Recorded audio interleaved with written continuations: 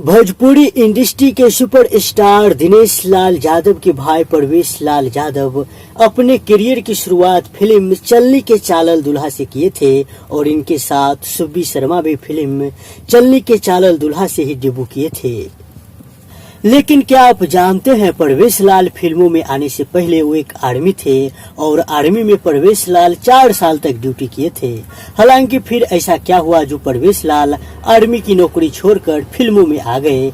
चलिए जानते हैं ये परवेश लाल से जुड़ा हुआ मजेदार किस्सा। दोस्तों, इससे पहले बता दूं, मेरा नाम हुआ रोशन यादव। अगर अभी तक आपने मेरे इस चैनल भोजपुरी खिस्सा टीवी को सब्सक्राइब नहीं किया है तो नीचे लाल बटन दबाकर सब्सक्राइब जरूर कर दीजिएगा।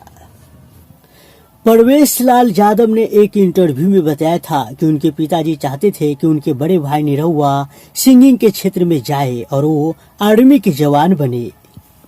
इसके बाद परवेश लाल साल 2002 में ही आर्मी में ज्वाइन कर लिया। आर्मी में सिलेक्शन होने के बाद परवेश लाल की ट्रेनिंग नासिक में हुई। ट्रेनिंग के बाद परवेश लाल यादव की पहली पोस्टिंग झांसी में हुआ। इसके बाद वो कठुआ चले गए। कठुआ के बाद जम्मू कश्मीर के पूंछ में कुछ समय गुजारा। ये उनकी आखिरी पोस्टिंग थी। परवेश लाल यादव की रुचि सिंगिंग में थी, इसलिए यूनिट के हर कल्चर प्रोग्राम में वो हिस्सा लिया करते थे। मीडिया रिपोर्ट की माने तो परवेश लाल लोगों के कहने पर साल 2006 में सेना की नौकरी छोड़कर मुंबई चले आए थे।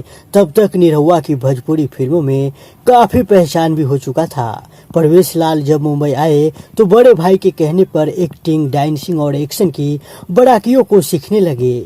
इसके बाद साल 2008 में परवेश लाल यादव ने मशहूर भोजपुरी फिल्म निर्देशक अभय सिन्हा की फिल्म चलनी के चालल दुल्हा से भोजपुरी फिल्म इंडस्ट्री में डेब्यू किए थे।